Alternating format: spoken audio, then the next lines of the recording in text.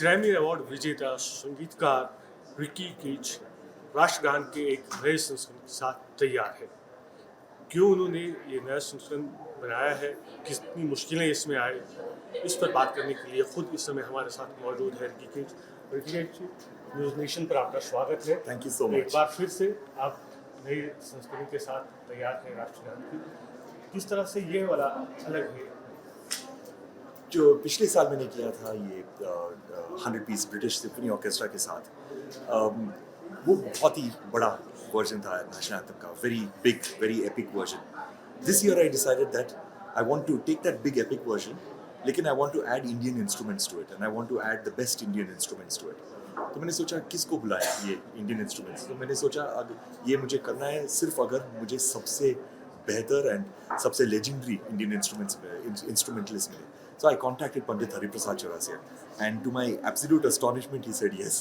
And then he recorded. Then Rakesh Chaurasia, Aman Anayan, Giridhar Udupa, Jayanti Kumresh, Sheikh Mehboob, Rahul Sharma, सब लोगों ने yes कहा, and they recorded so beautifully, and they recorded so well. And I'm very very proud of this national anthem.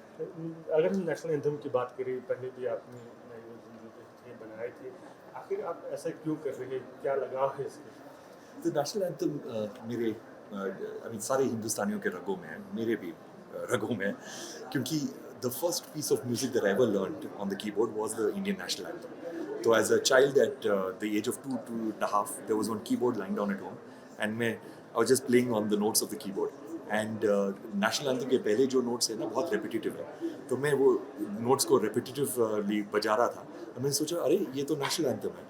तो 2-3 दिन लगे, मेरे parents ने मुझे कहा कि 2-3 दिन लगे मुझे, and I started playing the national anthem on the keyboard. So it's the first piece of music that I ever learned. And national anthem का अगर देखा जाए, it's a zero controversy piece of music. It does not matter what political ideology you have, it does not matter which region you come from, what language you speak.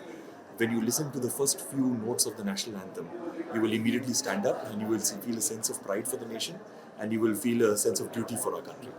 अगर हम इस version की बात करें तो जैसे आपने कहा कि आपने बड़े बड़े क्लासिकल म्यूजिशियंस को साथ में लिया, तो उन सबके साथ काम करना डिफरेंट इंस्ट्रूमेंट से कितना मुश्किल था? मुश्किल नहीं था, एक्चुअली मुश्किल नहीं था, क्योंकि ये म्यूजिशियंस बहुत ही अमेजिंग हैं। मैं सबके साथ सबको नेशनल एंथम पता है, लेकिन ये चीज़ है कि नेशनल एंथम के नोट्स बदल नहीं सकते हैं, क्योंकि नोट्स एकदम सैक्रोसैंक्ट है। लेकिन हम क्या कर सकते हैं कि अच्छे बेहतरीन म्यूजिशियन के साथ जब वो प्ले करेंगे वही नोट्स को, तो वो और बेहतर सुनाई देगा। तो that's what they do, they take the same notes and they play it so beautifully that it sounds amazing. So that is what these musicians did, they took the same national anthem and they took it to another level. इस नए version की अगर हम बात करें, इसमें एक अहम कड़ी है कि आपने 14,000 तकरीबन बच्चों के साथ जो है गाया हुआ है, और वो गिनीज रिकॉर्ड भी बना है, वो कैसे इसमें शामिल? So there is an institute in Bhubaneswar, Kalinga Institute of Social Sciences. So at any given point of time, they have 40,000 tribal students who are living at the university, who are boarded, lodged, and completely free of cost. So it is a very inspiring place.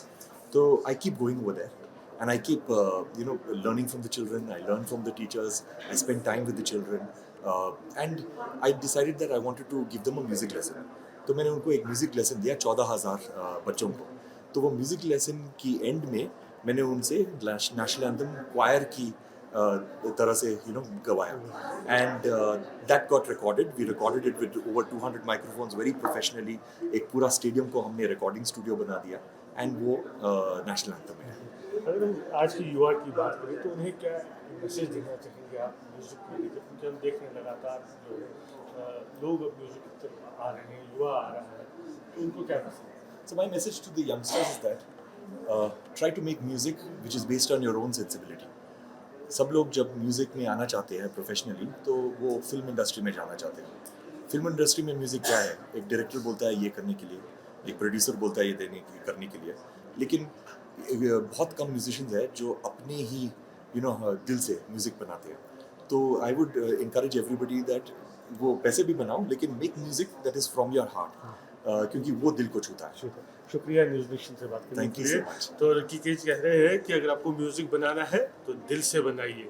Video journalist Monish के साथ Yasir Mushtaq, News Nation, Bengaluru. News Nation अब WhatsApp पर खबरों के ताजा update के लिए news nation के इस क्यूआर कोड को स्कैन करें।